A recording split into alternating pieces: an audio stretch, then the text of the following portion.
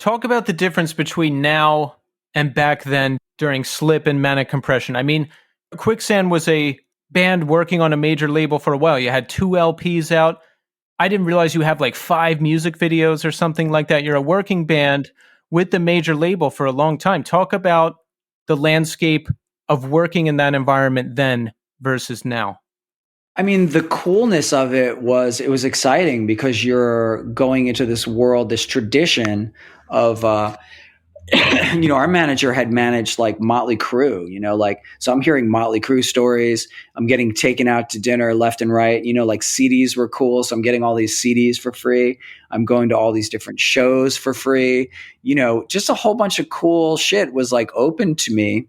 And, I'm taking cars here and there. So, Quicksand did well. Like we sold some records. I was never like, we were never really making money for them. But, those kind of things as a young man, that was really fun, exciting stuff. And there were so many people at the record labels that were really cool, that were fun to work with.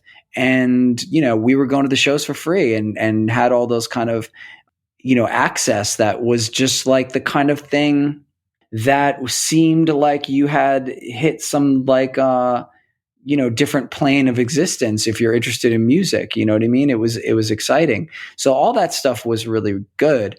The more tricky spots, and this wasn't really such an issue for me with Quicksand, but maybe there is a subtle, it's a subtle thing, but you do have all these other people involved in your shit. So like I have chosen to play, 300 shows in a year?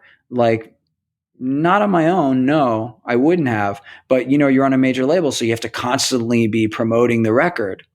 So, that's sort of, that kind of shit was a little absurd. Just doing meetings, that are just sort of like don't mean anything, or like, making videos that are sort of, some of them come out good, some of them are dumb. And, that kind of like, that can be, can be a struggle. My experience was generally positive in that side of it. Like I worked with a lot of cool people, had a lot of great times. And, there were some things that, could have played out differently.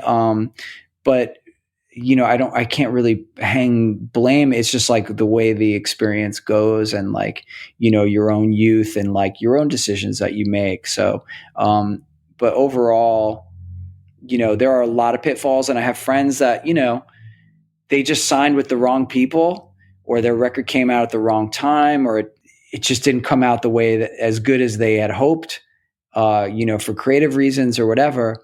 And, those bands might have done better, sticking with an indie or something like that. But, it all just, life unfolds the way that it does. And you can't really, these hypothetical, counter histories are just, that's just, you can waste a lot of time with that. Talk about your mindset moving into rival schools. How did you approach it differently, and what did you want to accomplish?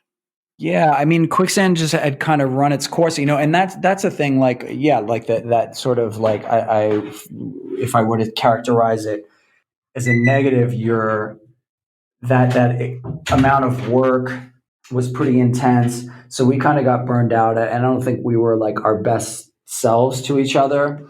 So that kind of, we're going to break up. It's done. Blah blah blah blah.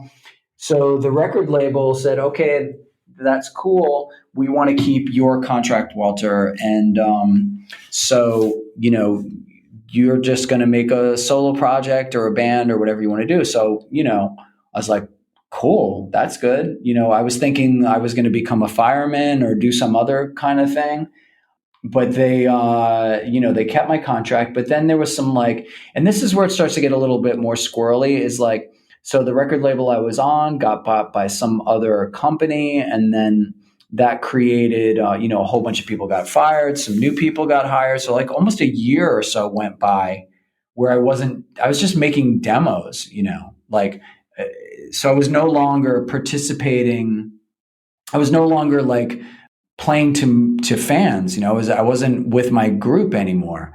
And so I just kind of got in this sort of like very typical kind of demo holding pattern, which major labels do because these records are expensive. It not only costs a lot of money to make them, but then you have to promote them. So they're budgeting out $1 million or something like that. They sometimes need to get around to that. If you're not like a hot shit new thing, which for me, I was someone that they kind of had already anyway. So I think I just ended up in this pattern. These all people got fired, new people came in, and then one day the new people, all the dust settled, and they called me in. Is all right. We want you to make a record, and all these other artists had gotten dropped. So I felt kind of like, wow, well, they must really believe in me, and just started, making demos, and we were doing demos there for a minute too, because they were just waiting to like make the budget open for us to make a record. So it was kind of a pain in the ass, to be honest, because with Quicksand is like they were signing us, they wanted us, so they already liked what we had. Whereas like with Rival Schools, I had to like put a band together, create the songs, and make something that they believed in to open up the budget.